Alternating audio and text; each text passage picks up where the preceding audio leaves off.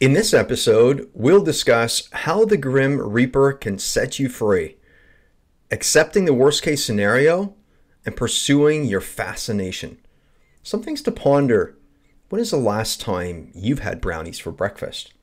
What instantly comes to mind when you think about pursuing what the purity culture says may be unhelpful?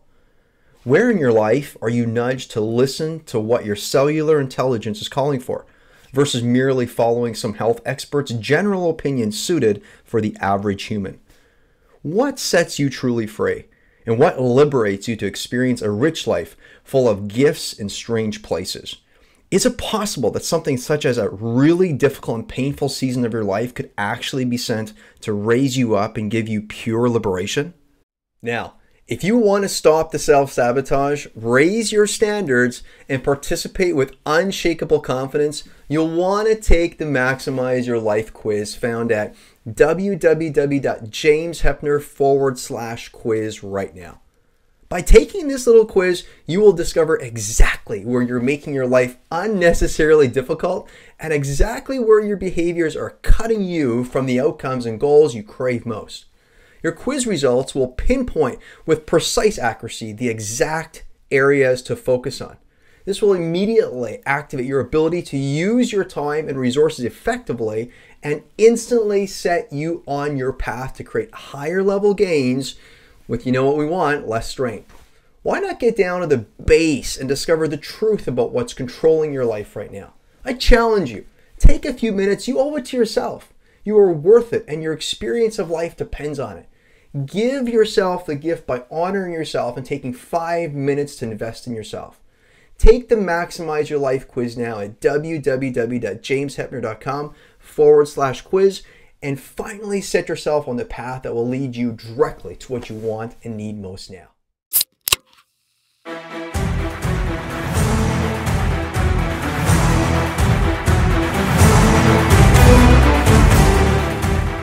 Welcome to Weekly Wins and Losses. My name is James Heppner, former real estate entrepreneur turned self-development hacker, coach, and fulfillment strategist.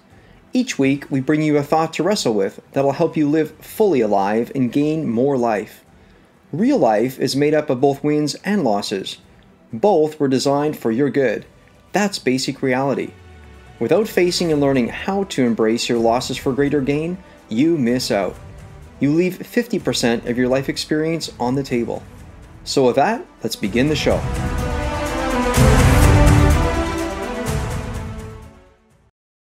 Today we have with us none other than Miss Lynne Bowman. And Miss Lynne Bowman, a very interesting human. Why?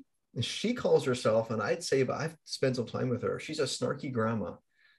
Recovering advertising creative, author of best-selling book, Brownies for Breakfast. Welcome to the show, Lynne. I'm so happy to be with you, James. You know that. Let's do this. Let's cause trouble. Let's cause trouble. So just prior to this show, we were chatting a little bit, and then you said, I'm trying to figure out what to do when I grow up. So Lynne, I typically don't ask people this question, but why don't I just do so? How old are you, Lynne? I'm 76. Thank you very much. Just recently had my 76th birthday. Wow. Yeah, gets better all the time so far. I love it. And you're like, how dare you ask me? You're like, thank you very much. It's like, that was really nice of you to ask. By the way, I was born in 1976, so we do have something in common. Well, you are my kids' age. I have kids who were born in 75, 76, and 78. So, wow. Yeah, there you are, honey, you know. Like a little, like you're looking at me going, can I just flick you a little bit? No, and I love talking about age because we truly are such an ageist society, and I don't mean that in a positive way. I mean, we are throwing away some of our best folks, and so I am here speaking for old people today, showing up for old people. When I spotted you, I couldn't help but have a little conversation with you. And I think one of the reasons was, of course, brownies for breakfast. It's a fascinating thing. Look at you, you're young, you're vibrant, you're like, brownies for breakfast. Folks, it's probably not the Starbucks brownies that's loaded with sugar. It's different kind of brownies. You look at this lady. Okay, yeah, I know she did her hair. She put on the hat. She probably looks a little different when she's in bed. But at the same time, when she's sleeping on the pillow, the thing is though, the thing is you get to decide if you're gonna keep within you a youthful attitude. I think as soon as I watched a bit of some of the work you've done, like, okay, here's the thing. The lady is into health. The lady is, and my kids sometimes bug me because they're like, Dad, you're doing all this biohacking stuff and you're eating healthy, you're doing all this, and you're like, oh, that ingredient, canola oil, and they're always making fun of me, and they're going, well, what's this all going to end, or how's this going to end, and perhaps you're going to die soon. What would happen if you die sooner than all of us, including Mom? And I'm like, well, if it happens, it happens. The only thing is, I'm having a ton of fun doing this healthy thing, and I'm not being into the purity culture. But I'll tell you something: when I observed your video, here's this, like you say, a snarky grandma. I didn't say grandma, you said, but you walking into your pantry, you're showing people your ingredients and different things. And I'm going, here's the thing: you got this desire for health and to own it, and you're switching the narrative. You're saying, hey, instead of just like sucking on carrots, my friend, you can make delicious meals. And that's what I'm about, with all the great ingredients. It is not about deprivation. And that's the thing. I mean, there's a whole kind of bro culture out there now around health. How much are you lifting, and how much in this magic ingredients, and what kind, bullshit. Take it from a grandma. You just have to stop eating crap and think about what you're putting in your body, and think about what you're putting in your children's bodies. Everyone is so busy making sure that their Labrador Retriever has a really good diet, right? So that and they're munching on crud that they bought at Starbucks in the morning at the same time.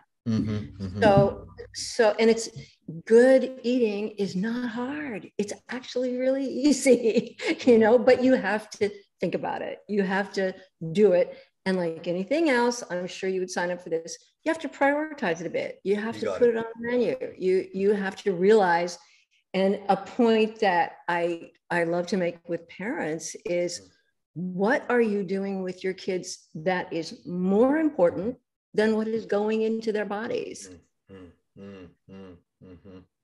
So, and I part of it in obviously looking at me, older than dirt. Part of it is living. If you're older than dirt looks rather nice. You look great. I love dirt. I am all about dirt. Okay. And I love talking about dirt. Yeah. Because it's all part of the same thing. Right. We have an epidemic dirt-wise. We have a dust bowl happening in the United States because people have let somebody have their dirt for profit and not for health. And we have let people have our bodies for profit, not for health. We've got this whole country full of people going, freedom, and you can't take away my rights and so on. And yet they have given away their health and their bodies to big food, big ag, people who are in it for shareholder value, right? And I love money as much as the next person. I have nothing against. It's honest. What you're saying is, money will buy you certain things, and that allows you to be a beneficial human to yourself and others. I get it. Yeah. So, but, and to your message, James, you talk about losses and gains.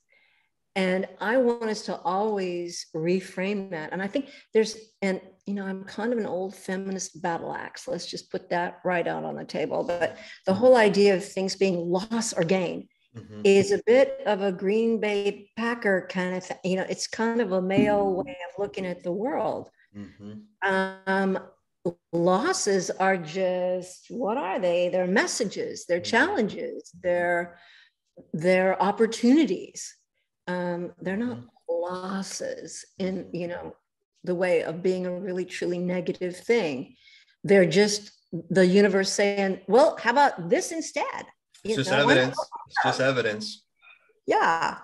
So let's just get that right out. Well, and actually, when you say get that right, I think you and I agree. I don't know if this surprises you, but no, it doesn't surprise me. Yeah. So the reason that I chose that is most times in life, we, just as a reductionist way of being that a lot of people choose, because let's be honest, a lot of stuff going on. So you got to choose something. So people say, am I winning? Am I losing? So this is this paradigm. People go like, oh shit, is it good or is it bad? That's pretty much what's going on. Is it right or is it wrong? And it's actually, how about if it just is? So winning and losing, in life, we get to choose if all things are gain. You're deciding gain. Gay meaning in the middle. I have a son, Harrison Gray Heppner. It's my high functioning autistic son, Gray. He loves gray because black and white, he's like, actually, there's a whole bunch in the middle. And here's the thing. Why make meals that apparently have nothing in them that makes them taste good? You're an advocate like I am. So on this whole thing, why not choose your freedom? Why, instead of screaming for they're taking your freedom, why not choose your freedom? When you get to go to the grocery store, guess what, folks? You get to decide which aisle you walk down. You get to decide if you shop local, where guess what? In-season fruit is grown, or if you're going to import fruit from Peru and you live in Nicaragua and you live in, like, some American country. Like, think about all the travel miles, and the nutritional value that's gone down. Big food, big pharma. You want freedom? How about you choose your freedom instead of screaming for it? How about you take it? You take what's always been yours to take. That's choice. And I can tell that Harrison is my kind of guy, because gray, I'm all about it. My house has got a huge amount of gray in it. I got titanium colored hair, which I think terribly chic. So I'm all about it. And I hope that Harrison is growing food with you. Because to me, that's another thing I love talking to parents about, because kids will eat what kids grow, and kids will eat what kids cook. Parents are always, well, but little Courtney, she just won't eat anything but chicken nuggets. And so, no.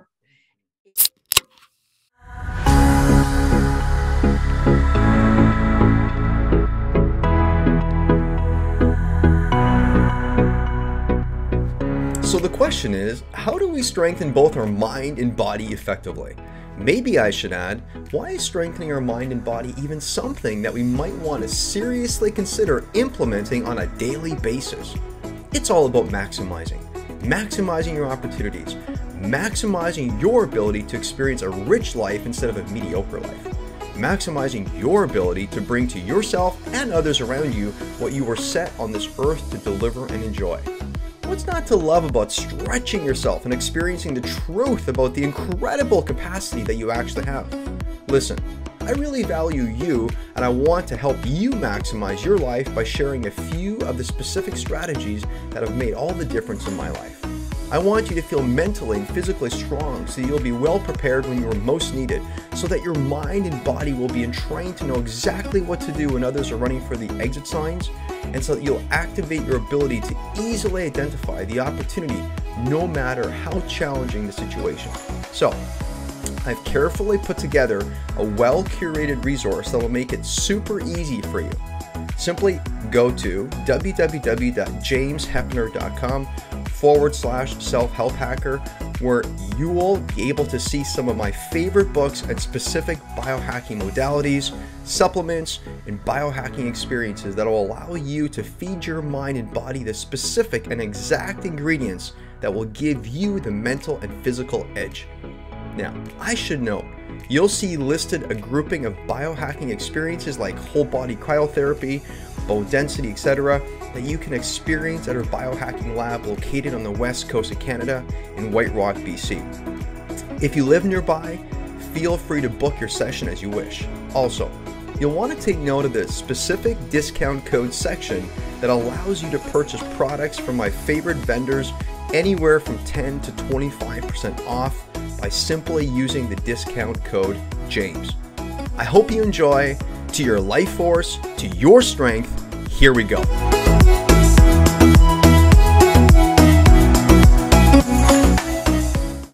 Parents are always, well, but little Courtney, she just won't eat anything but chicken nuggets. And so, no.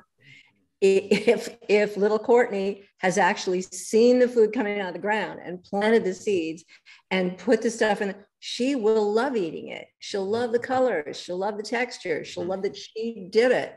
And that's a big chunk of our kids' culture that's missing right now in so many families, because they're so busy driving little Courtney to violin lessons and choir practice and all these things. And I want to argue that that's a loss.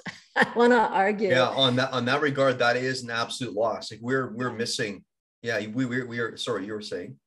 Well, that you need to, and with my kids, I was a single mother, 3 little ones close together, and I was their sole source of support. So I was always, I get it, gals, I was trying to balance. That check has to come in. I got to get that done.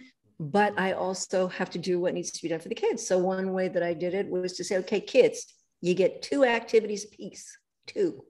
You get one sort of intellectual type of activity and one sort of physical type of activity. That's all I could do. Mm-hmm. And we realized that we were struggling at one point, and we said, my whole paradigm for everything was a business meeting, right? That's how we handle stuff. So it's like, all right, sit down, kids, we're going to talk about this. And we at the kitchen table, and did, and which I also think is a good thing to teach your kids, how to have a meeting, right? Yeah. And at the kitchen table, perhaps not at the kitchen table, not at the sidelines at a soccer practice. That's not a meeting. That's not a good family time to like debate and tension filled. No. I mean, side by side play is good. It's another thing. In a car, that's another thing. But there comes a time when you need to look at each other. True. And pay complete attention. And in our case, it was, okay, mommy is struggling here to be snack mom and courier and everything for your soccer. The 3 of you, 3 different soccer teams, 3 different costumes. What do you call them? Uniforms. Laundry lady. You can tell where I came from, right? Yeah. Anyway, so I said, how much do you love soccer? And they looked at each other and they said, we don't love soccer. Okay, done. We're not doing soccer. So if you want to find yourself another physical activity, great, we'll talk about it. My son, not too long after that, came to me and said, I want to fence. I said, excuse me? I want to fence. What?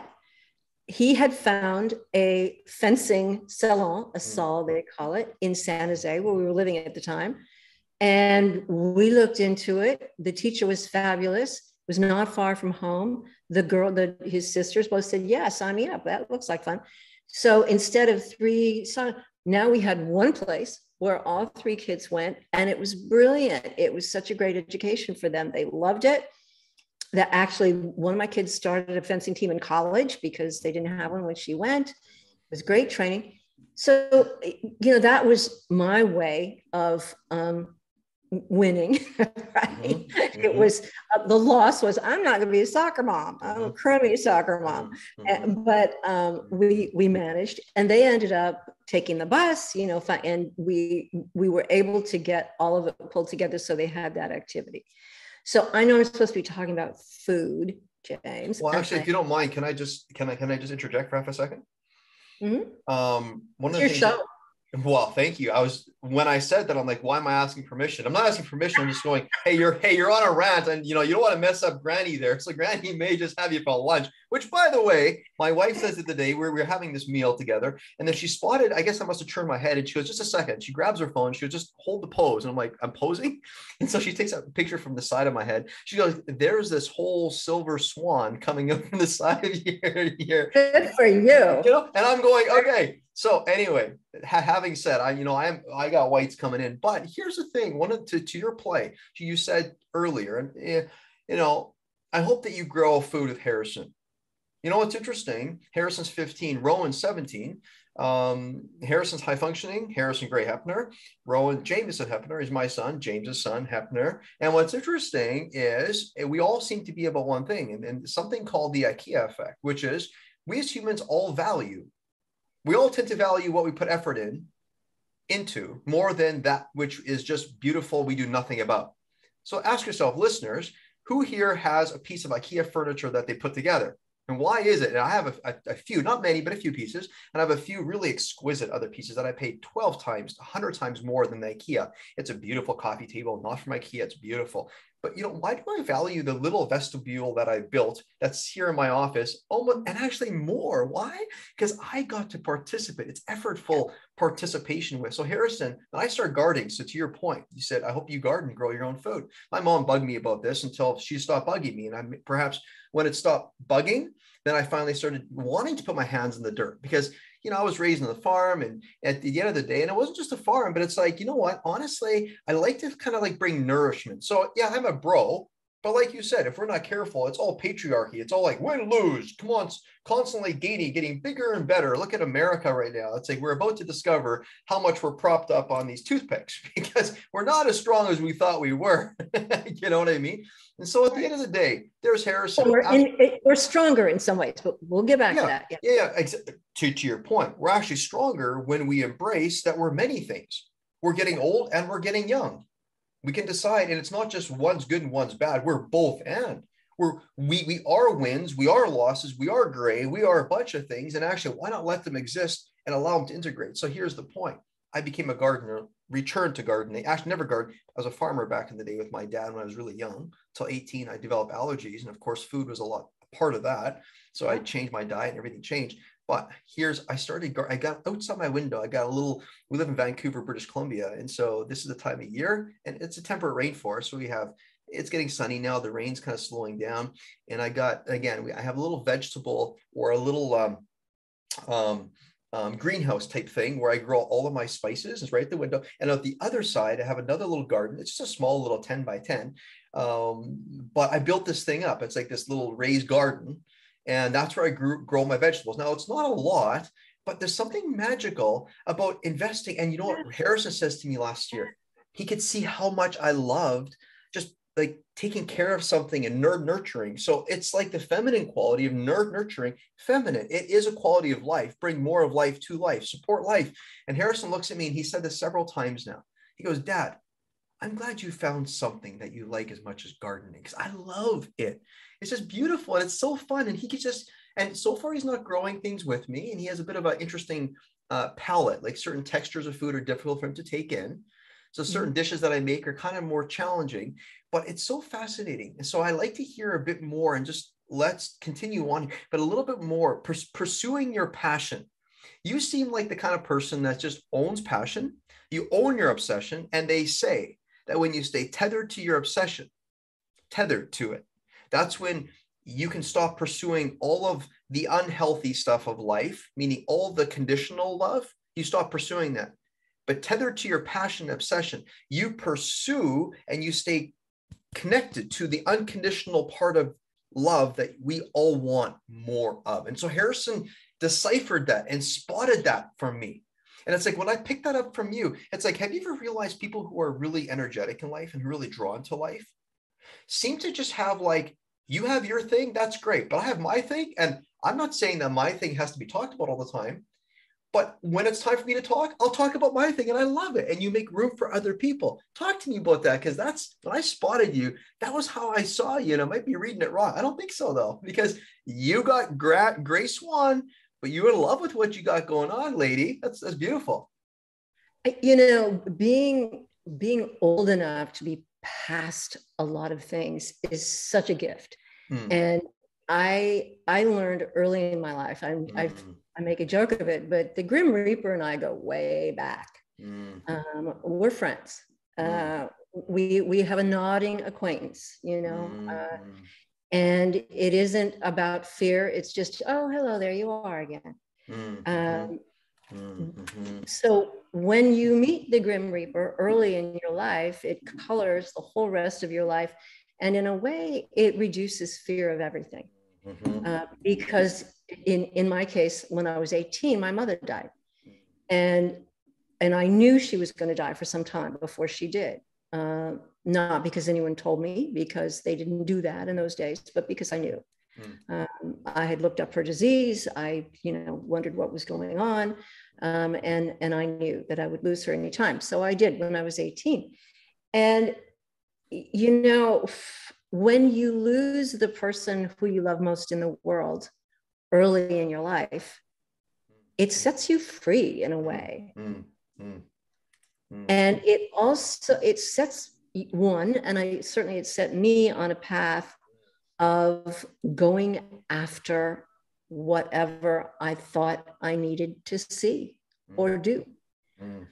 And I was really on the feral end of the scale. All right. I had this discussion with my brother the other day, older brother. And And he kind of, and he would say this, he did everything right. You know, he went to the right schools, he drove the right cars, he went to the right fraternity, you know, all that sort of thing. And I, on the other hand, was like, woohoo, wrong, sign me up. You know?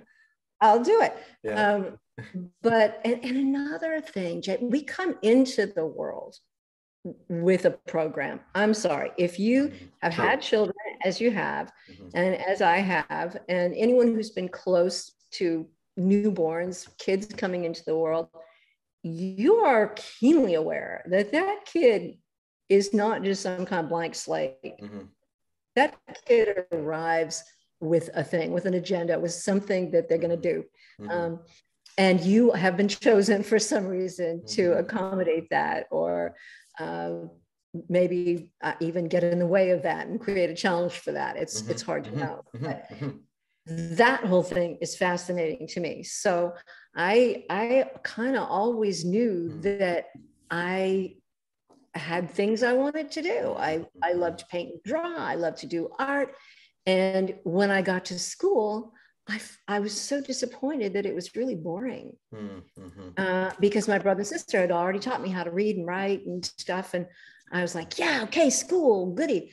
And got there and I was like, what? And that carried all the way through to UCLA. I got there 1964, freshman year, and I found it really disappointing. It was also challenging in those days because if you were female, you spent a lot of time just trying hard not to be assaulted, which, you know, I hope has changed, is changing. You know, the guys used to line up in the quad and yell out numbers as you walk by. And they were doing this as a group. So, and well, you know, times have changed, but not really. I mean, it's still kind of like you say, this whole patriarchy. My wife, she's got, so of course I'm a coach, strategic coach, and she is likewise. I don't know how, really the name coaching is so overused. So we need to rebrand, because we're you know, we're not the proverbial like, haha, we know it all. I'm not saying coaches do that, but let's be honest, you get into the tension of, but women, you know, deal with life very differently. And so she does these groups for women, and she goes, they're not patriarchal. So they're not led through a 5-step program. It's not how a woman does. Feminine, when you're in that zone, you don't have outcome that resolves. We're going to get everything done and solve like this. Instead of solving to what happens if you solve, you are going to be constantly trying to get the end of something. When you're in that creative nurturing, you don't try to get to the end of. What you're trying to do actually is you're trying to evolve the narrative and let your story matter, let there be purpose. And so guess what? It's not a 5, 6, 7, 10-step plan that we're going to try to get to the end of and bring an end to the conversation and say, now we can move on. The feminine spirit says it all belongs and let's make it all happen, right? And so there you go. It's like the end game, somebody calling a number out. Perhaps is it like, right? Curiosity plays a huge role. Huge. I know it did in my life. And I think it's a good quality. Yeah. You know, and I'm still out there following my nose around going, what's that? How does that work? Following your nose around. That is precious. That is, hey, I got to share the story with you. So there's a story, apparently. It's a true story. They say, I don't know about this, but I can imagine, because you do testament to it by your example earlier. Your brother did everything right and you did everything different. Okay. And so there's these 2 ladies on the airplane. And of course, the stewardess comes along. And so there's two ladies and they're just friends and having a great time. And anyway, stewardess looks over the one lady and she's an older lady. And she's like, hey, just if you could give me some words of advice, what is it you've done? And so this lady says, I did nothing untoward. Basically, she goes, I went to church every Sunday. I didn't smoke weed. I didn't drink. I didn't do any of these things. I take supplements every day, whatever. She has her narrative. And the stewardess goes, you look, you know, mighty happy. So perhaps that's a formula. Looks over at the other lady and says, what did you do? The other one said basically what she said. I did the opposite. I smoked weed. I did this. And here's the thing. When the stewardess looked over at both of them, the first lady had this approach where she was doing it all because she feared the fear of the death of the end, what would come. And what's interesting is the stewardess took to the other one and the message more, the one that was the free spirit, following your nose around. I didn't mean to cut you off, but I couldn't help. Following your nose around, it's like if ever you think you're going to avoid and become insulated from death, why not just become okay with that things won't always be the way they are? And that's honestly weekly wins and losses. It's to remove the sting. When you face when you turn your face toward the Grim Reaper, instead of trying to run from, you'll never succeed at this, right? So tell me, what has it been like to face the worst case scenario? What's that been like, and how did that translate into you having this obsession with like literally your nose and cooking and ingredients and just those wonderful those things you get to put in? How did that all mix together to form this lady we see here? I don't know how to answer that. That's a lot of questions, James. Let's parse that a little bit. I don't know. I mean, if you want to hear an awful story, I got them. I mean, I had to run with my children, literally. Wow. From my first marriage. I had to get on a train with a 2-year-old, 3-year-old, and 4-year-old on a pretext with what we could carry and go across the country on a train because we would all have died. And I spent years trying to keep us alive because my ex was one of those men. He was a veteran who came back from the Vietnam War. He was a Marine and did 2 tours, and he came back, and we are still having people come back from the wars morally damaged so badly that even though physically they're walking around and they're okay, they are never the same. They never function, most of them, and some of them manage to turn it into health or turn it into or something. But it's we throw these beautiful young people out into war, and really we expect them to come back okay. I was very naive about it, and he was a tall, good-looking, fast-talking, good family kind of guy. But he was very ill. I didn't know it until we started having kids quickly, and he just unraveled. And so for a number of years, we made page 6 of the paper. He was that guy who was barricaded in the motel with the weapons. Wow. All of that. And my kids escaped a lot of my son probably did because he was the oldest one, and so he has more memory of those things.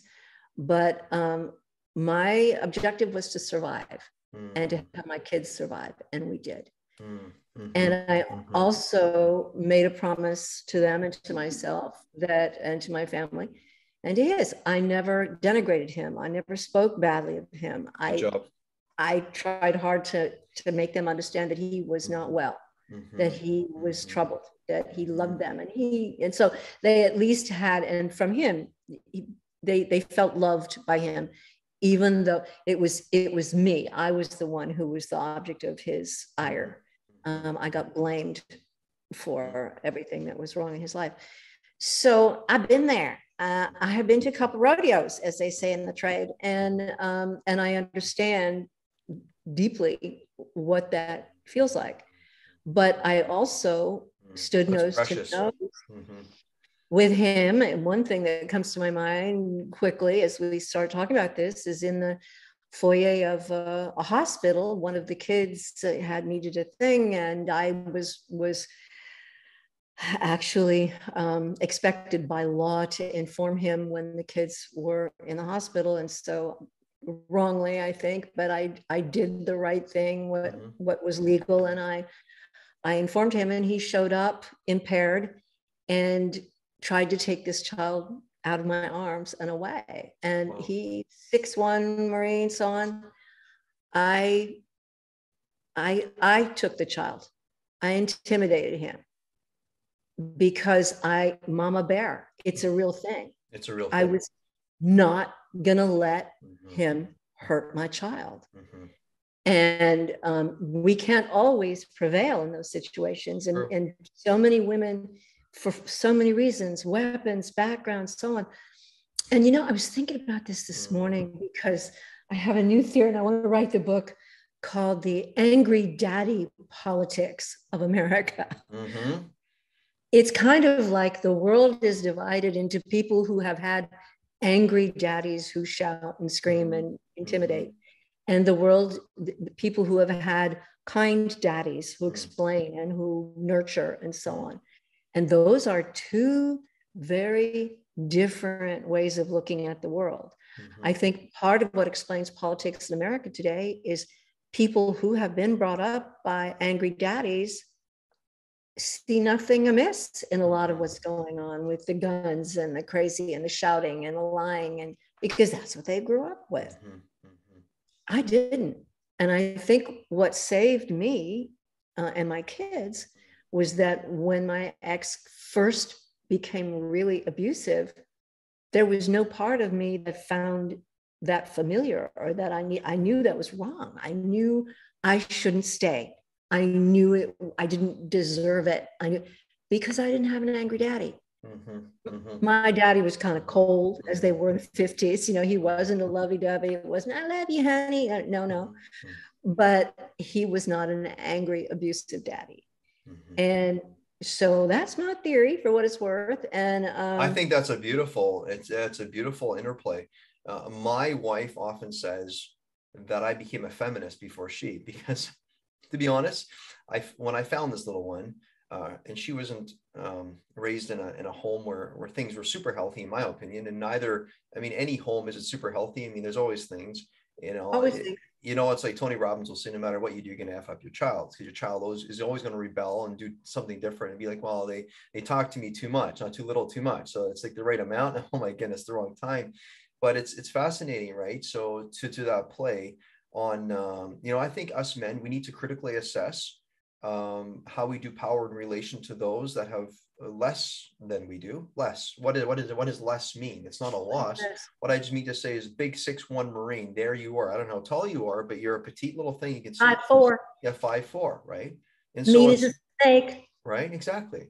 And so here's the deal, right? We all have this objective to survive. And, you poke that bear, it seems like each one of us, like you say, has within us the desire to do something about when we feel like, no, this is not going down. The only thing is, to your point, how you were fortunate.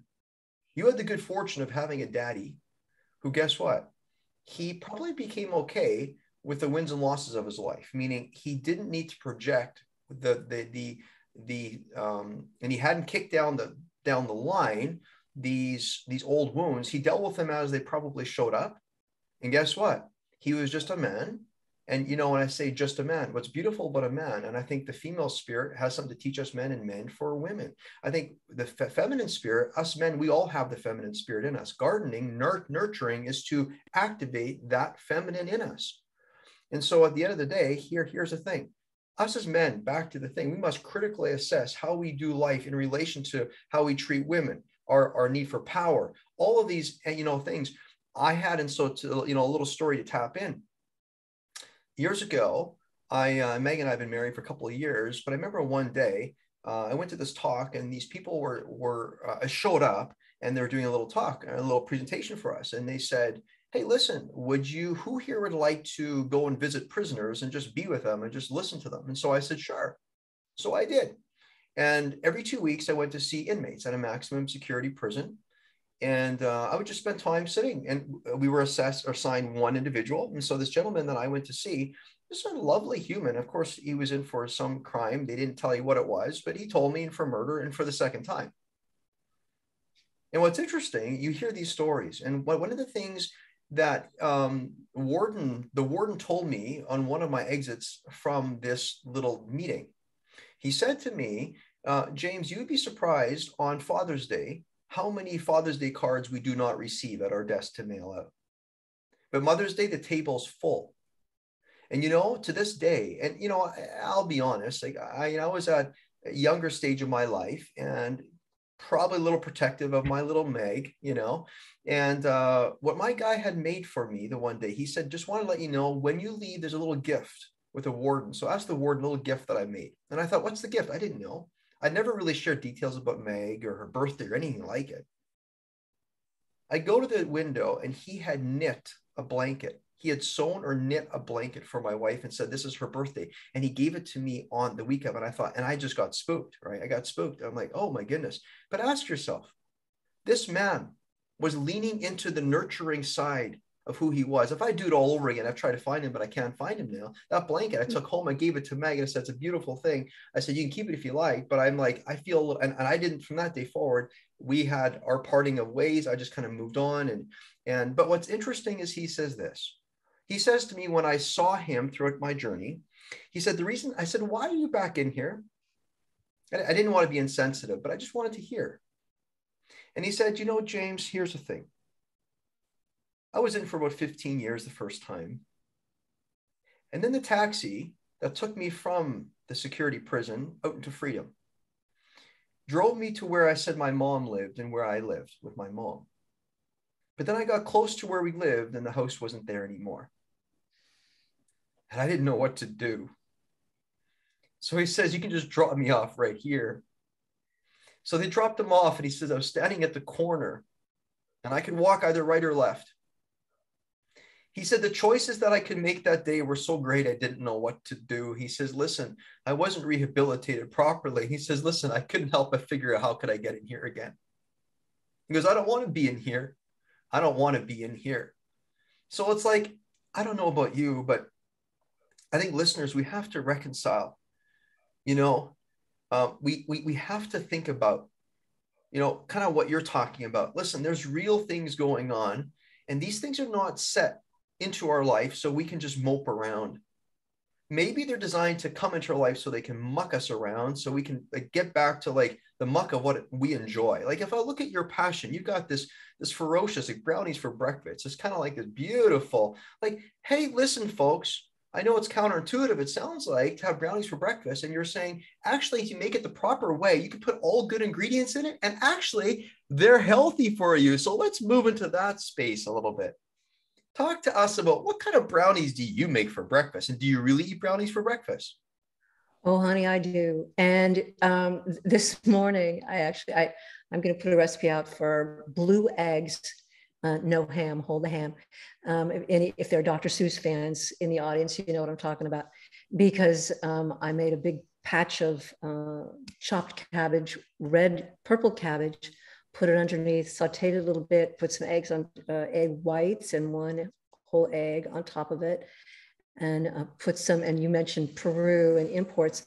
I have a Peruvian friend who is making this beautiful Peruvian ají sauce that is all vegan and organic and beautiful color, excellent on it. And every meal that you eat should delight you and embrace you and make you healthy. And then I had a piece of chocolate after that breakfast. And so if I don't have brownies, I'll have to have a piece of chocolate. But the chocolate that I eat is fabulous for you. No sugar, no milk. It's chocolate. And chocolate is brilliant food. It's antioxidants. It's all kind of great stuff. But the brownies that I make for breakfast, that I want you to make for breakfast or for any time of the day, are made from nut butter and pumpkin and monk fruit sweetener, depending on the sweetener that I have, but no sugar. And eggs or egg substitute. Really simple. You mix it all up in one bowl. No flour, no added oil, no butter, no any of the things that you usually associate with making sweets. You can make fabulous sweets out of great food. The book begins with the brownies because I believe in having dessert first. Have dessert anytime. Don't wait. You could die, right? So eat it first. But the book is full of good, everyday recipes for meals of all kinds they're familiar recipes, but it's how to make them without the crap, right? I like what you're saying. They're familiar recipes. So it brings us to this place of everyone has a desire or a favorite, I call it. Okay. And so that a flavor and the favorite mixed together, it's like, oh, what is it? And it's like, yeah, you're right. You can have it, but just replace the ingredients, find substitutes. And that's what you do, right? Absolutely.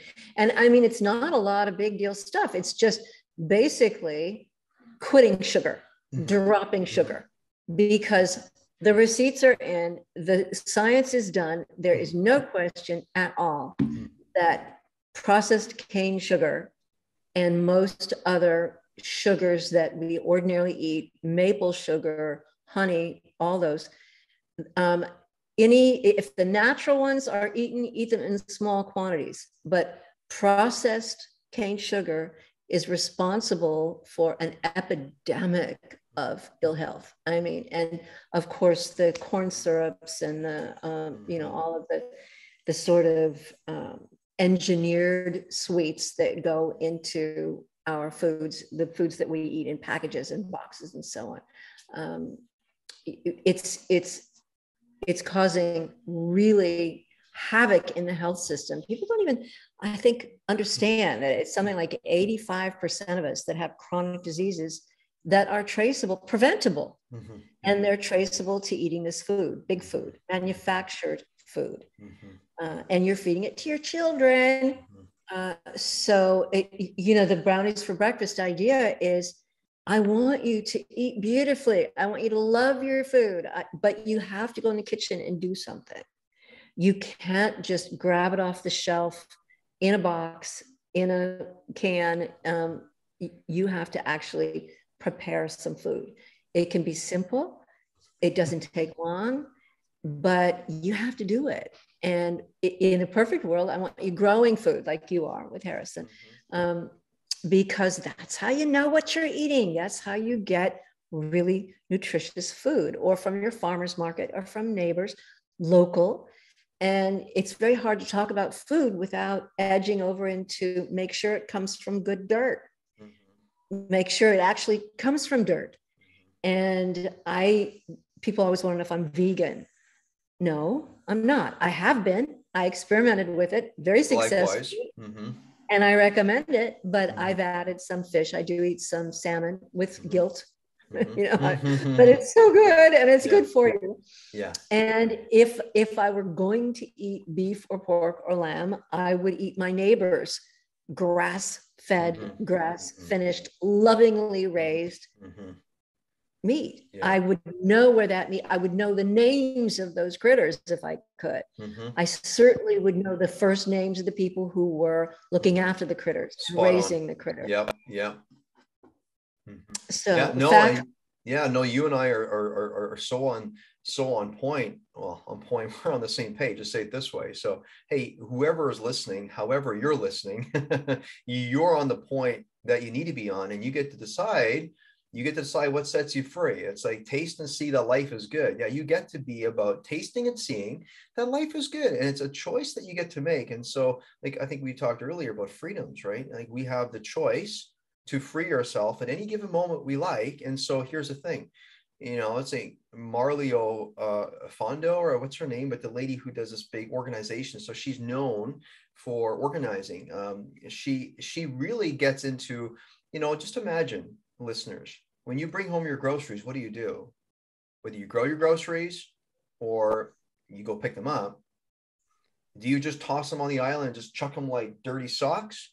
Or do you hold this carrot and you put it down? And you don't have to be weird and wonky about it, but I mean, do you gently put it down and do you honor it? It's like this living force, and this living force had to die so that you would have life and have it like abundantly. So what do you do with this? Like, to me, it makes only proper sense. And so I know when I return to, like, instead of food being just something that I had to do, it's like something I want to do. And now I spend time with the boys. I chop vegetables, and Rowan makes food every Tuesday for the family and makes these tacos or different things and different ingredients, and he enjoys it. So he's getting with back to the effortful participation. And it's like having a relationship with food instead of just have the food be brought to us, right? And so one of the things I wanted to ask you, and just back to what you're saying about sweeteners, we all know, like you say, the receipts are in. You said it so eloquently. The receipts are in. If you study and if you read medical reports, longevity, things like serotonin, things like metabolic health, things like mitochondria. You want to hijack all of those, you want to age non-gracefully, you're going to eat processed sugars. You're going to eat white sugars, and like you say, processed cane sugar. And there's all these, it's interesting. So we're now in a stage, an age where sweetener replacements are everywhere. And so, of course, agave, like whatever, people had the rage on it. And of course, they say it's not great. They say, so I've got rid of that one, right? But then there's things like stevia. There's things like monk fruit. There's things like erythritol. There's things like, xylitol. Of course, you leave xylitol near where your pet is, xylitol, but there's sugar, alcohol, different things. And what's interesting. Chicory root is one that people don't know about. Chicory root. Right. Yeah. Inulin. And so inulin is oftentimes if you buy specific stevia, it's actually within. So how would you bring a little bit of just in a simplistic way, because I hear where you're coming from. You, like I go and source my dirt. Like I make sure it's organic, and I don't know kind of where it's come from exactly, but it's certified organic. So we go to the bother of driving, you and I, sourcing dirt, doing all this, but some people go like, I just want to begin. So here's the thing. How can we remove the trickery, not the chicory root, but the trickery of like, apparently there's 7 superfoods. And when you go to Costco, it's all superfoods, So how do we come to the science? Yeah. How do we get to the science on what sweeteners are actually beneficial? Because I don't think the science is in, there you go. I don't think the science is in on stevia or xylitol or erythritol. All that I know is the body will reveal what you like or not, but go ahead. Okay. We have some good science on it. And Please. Again, and I'm coming from the point of view of being diabetic. Mm-hmm. I actually am now out of diabetic territory. Good job. And it's a miracle. And I've been told, all my adult life, well, no, it's progressive disease. You'll never beat it. Mm-hmm. Well, sorry, with no help from the medical community, my hemoglobin A1C is now down in basically, it's kind of like not a hard line, but out of diabetic territory, especially for someone my age. So, I am what I speak of. And it's important to have a measurement for some of this stuff. And the measurement that is easy to use is the glycemic index. The glycemic index is how reactive is a substance in your body with your blood glucose. If you're eating a thing and it's making your glucose spike, it is not good for you. I'm sorry. And you can go on and read whatever you want and watch whatever YouTubes, but everyone is pretty well agreed that high blood sugar is a problem. And so when we talk about these new sweeteners, these alternative sweeteners, we're talking about substances that do not react in your body to raise your blood sugar. It's that simple.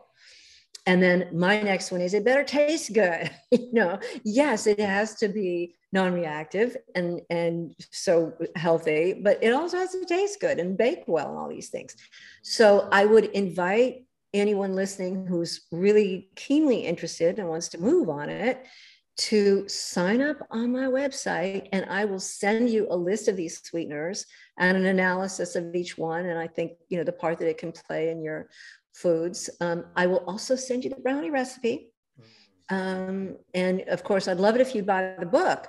You will love it if you buy the book, but you don't have to. Just sign up on lynnebowman.com on the first page, Lynne's list, and I will mail you these things that are kind of the main pillars of eating better. So did I just hear that you're going to physically mail us all a stack of brownies? No, you missed that, honey. You're going to have to make the brownies, but they're so easy. Your kids can just make them do it. They'll do it. I get it. Isn't it fascinating how we get to participate with our miracle? It's like some people say miracle. What is it? Yeah, no, that's true. Luck and grace is true. Listen, there's just something that we don't have control over. It's like, I know my parents always taught me, James, you do your job and God will do the rest. Whatever you believe God is, doesn't matter. The thing is this, luck and grace just is. Like you said, a miracle. How do you take your reactive, that species, whatever you had going on, you're diabetic, reactive, whatever, and how did you move it? And so and I think when you get really into what it looks like to participate, you don't label, but you just want to observe what this is. And so I can't help but think, and back when, like you said, the miracle, I don't know if you had the constant glucose monitor, likely not at that stage because they weren't around. But in today's I still don't have one. right, and think about, right. And so here's the thing, though I like to do a little quote unquote plug for, for those of you in a simple way, you want to see how to measure glucose and how it spikes your blood sugar or doesn't spike. You can get, a constant glucose monitor. They're everywhere. It's going to cost you about $300 a month, but you have just this little pad you put on your arm. And then when you ingest food, you can measure instantly what that does to your blood. So you don't have to do the trial and error. But aside from that, what I'm curious about, and why don't you share with the listeners, because your approach is actually like really leaning into cellular intelligence. You obviously listen to your body, and your body led you to the truth, meaning you can't label good or bad. You were just kind of like, I'm going to just look at the evidence, what's happening, and I shouldn't put words in your mouth. What did you do that led you to, like you said, participating with your miracle? You got to be wise. Grace was grace. It was a miracle, but you also got to participate with something. So you don't just sit there and wait and hope and pray it's going to get better. You are actually in it, with it, participating with it. And guess what? You learned a couple of things and you got to be part of it. It's so much more conversation, James. And can we do another episode about well, maybe please, but why don't you just even say in really simple term, what is needed to stay in that curious open place where you're able to spot what's happening? Well, I think part of it in my case was vanity. Wow. I just wanted to keep my body intact and happy and functioning well, and I was going to do whatever it took to make that happen. That I could within my, and so part of it is you learn pretty early. And with me, of course, I had 3 kids to raise. And so when they were out of the house, I could focus even more on my own health and so on. And I work out routinely, religiously, 3 days a week with a wonderful local studio. And I do Pilates and I do TRX and I walk and I have a treadmill right behind me, as you can see. And those things are all huge, but people talk about it. So many people don't do it. It's a privilege, I know, to have the time to do that, but I do it religiously. And then the other thing is being really conscious and aware of everything that goes in your body. And I was always experimenting. I was the only cooperative subject that I had, plus my husband, who occasionally did it, like the experiment with being vegan. I went to a conference in 2019 that was life-changing. It was with T. Colin Campbell and Dean Ornish and all these kind of huge people in the nutrition space. And I learned an amazing array of things. And again, it was about the receipts. It was data. It was 5 days of data, all day, PowerPoints every day into the evening about what's happening in the field of nutrition and raising food and what do we know, and surgeries. And these were MDs from all over the world who are outliers because they all believe in healing with food. So I was happy and honored to be in the presence of kind of this world nexus of information about food as health, food as medicine. And I already, was way off in that direction, but here were my people, James, and they were credentialed, right? And they had been through all that.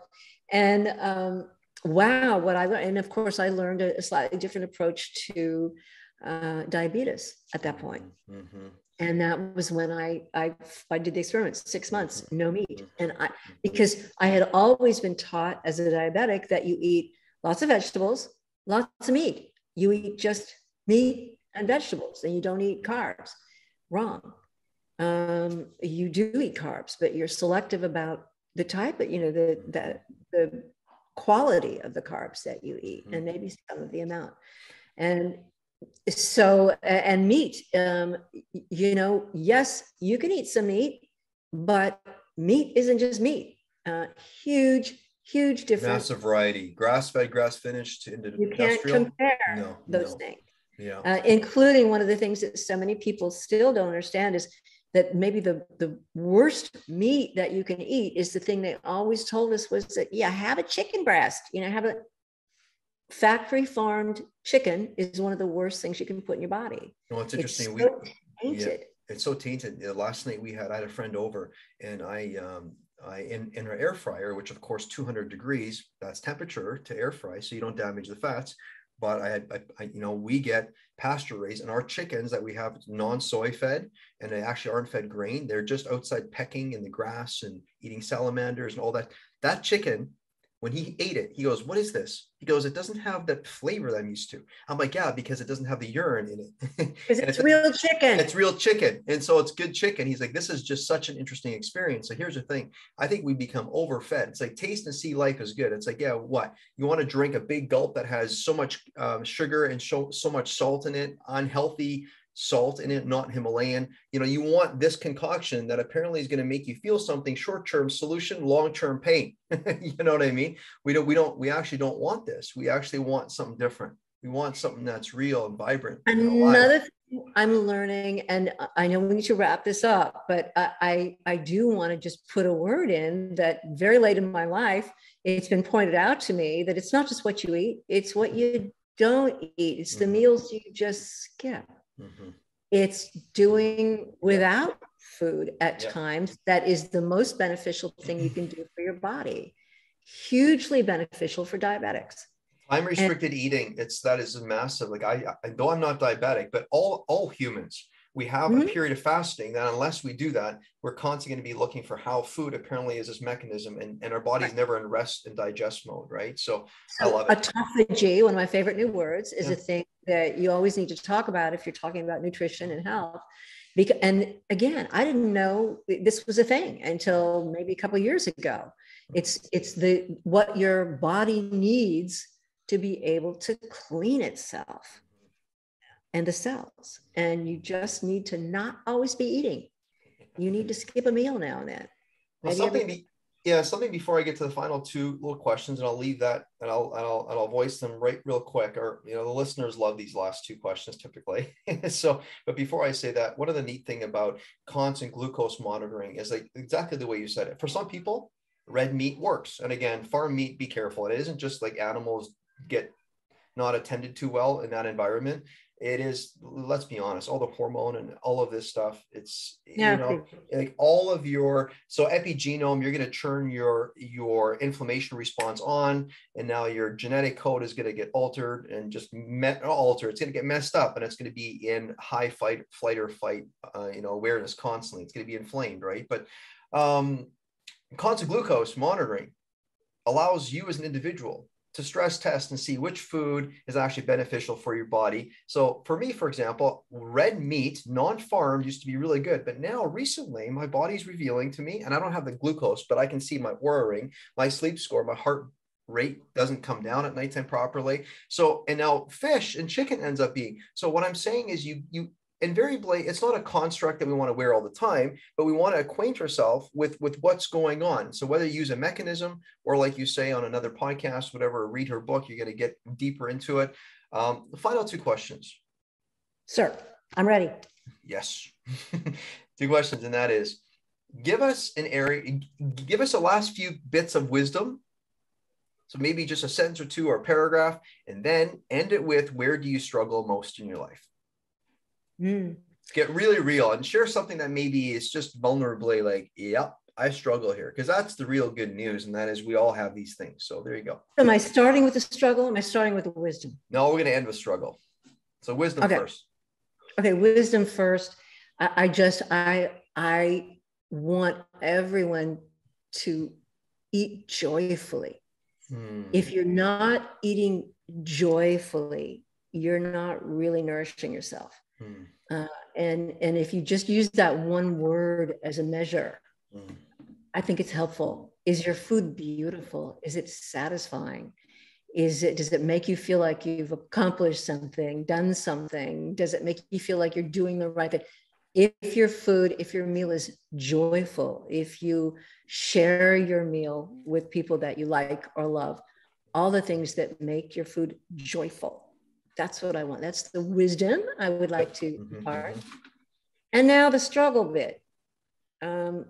This is a very privileged struggle, but every day I wake up wondering which things I should do, because there's so much fun stuff out there. I mean, we have the ability to, I'm a communicator by trade. That's what I do. I thought you'd say comedian because you're that too. Well, I don't know. Is that good? I guess so. No, you just play with life. I like it. Go ahead. Okay, but my thing is communicating. I want to reach people. I want to tell people what I know and what I've learned. And we now have these incredible tools. We have these amazing things. Now, you and I, we've met this way. What magic? This is just fantastic. But it's hard to know where to go with these tools and what to do. It's also new. And like so many people my age, I'm like, I don't want to do the technology part of it. I don't want to learn another software program. I don't want to, maximize my SEO. I want somebody else to do that. Okay. So that's my struggle, if you can call it a struggle, is how to deal with the newness of all the technology, but to use it to play and communicate with people like you and your listeners. So fun. So fun. Lynne, where can people find you? We're looking for your brownies, by the way. Honestly, the next time I go to like a pop-up shop, I'll be like, hey, listen, do you have Lynne's brownies here? They're like, what are you talking about? Well, you got to get her book. The next time you have it, I'll come back to your little stand and buy the brownies. You can buy them locally here. Oh. Yes, but yeah. And there are two ladies in California who are using my recipes to make donuts and sell them, and they're killer. Wow. So that's beautiful. Low carb, sugar-free, high protein, fabulous brownies and donuts. And so if you don't want to like have to run around finding these two ladies, and by the way, if you want to find them, that would be an adventure. That'd be kind of fun. But if you're like, hey, listen, I live in Peru, I want to make these right now, where can people find you? It's easy. LynneBowman.com. Just be sure to put the E on Lynne. So it's LYNNEBOWMAN.com. On my website, it tells you where the Instagram feed, where the Facebook is, all the rest of the stuff, and YouTube and everything is there. But if you'll just sign up on my list, it just says Lynne's list, and you give me your email, then I will send you free some stuff, including brownie recipe, information about sweeteners. I put out a new recipe whenever I'm really inspired, or I just think I have to let people know about this. So I will send it to you. And I invite people to send me a note. There's a contact thing on my website. And I love hearing from people who say, I don't know how to do this, or my husband is what. Just send me a note, and I'll get back to you. So, and you can buy the book on Amazon. You can buy it at your local bookstore if you just ask for it. And I hope you will, because that will get them to buy more of them, hopefully. There you go. They're wholesaler. Yeah. There you go, ladies and gentlemen, boys and girls, whoever's listening. Boys and girls like brownies too, I think.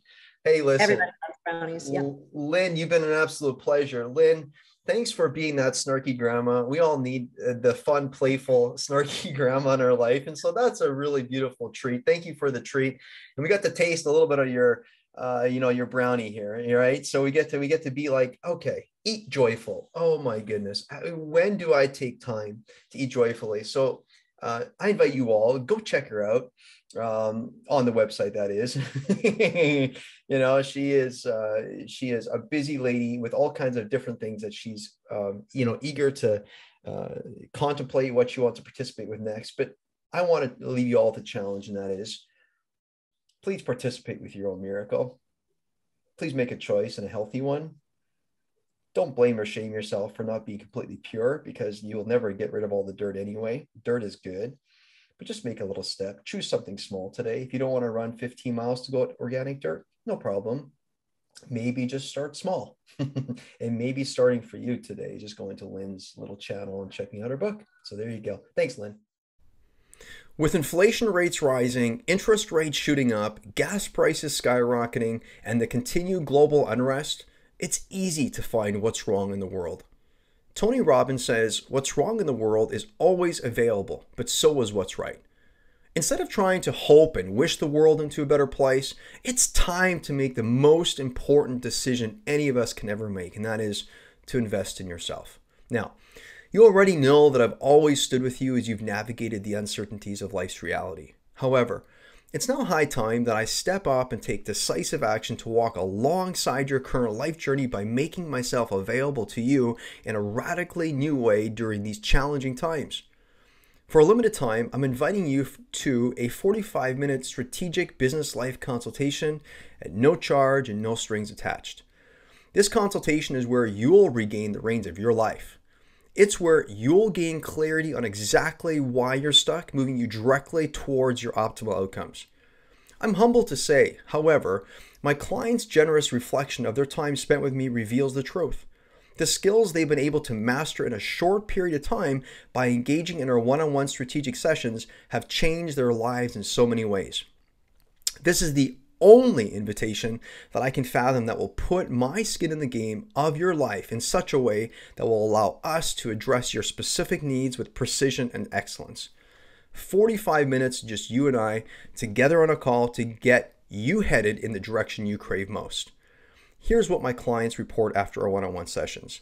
A decrease in indecision, an increase in clarity, confidence, and courage, an increase in fully being able to capitalize on what's directly in front of them, an increase in impact at work, on their families, and on their communities, a decrease in pain and suffering, and a decrease in anxiety. So, if you want to move beyond old stories, get clear on where you're headed so that you can shake your world, then here's a rich opportunity for you today. Simply go to www.jamesheppner.com and stay on the page for about 45 seconds or so, and you'll see a little pop-up appear that will allow you to book in your business life consultation with me. This offer will expire and fill up. Maximizing this opportunity will set you up to reclaim and regain any of your inner power that has slowly been drawn down over these challenging times. And remember, if you want to stop the self-sabotage, raise your standards, and participate with unshakable confidence, you'll want to take the Maximize Your Life quiz found at www.jamesheppner.com/quiz right now. My sincere hope is that you've gleaned a few nuggets for yourself and a few pieces of interest that help you move forward in your unique journey. So again, I thank you for joining me here. This is James Heppner clocking out. Until next time, peace out, rock up.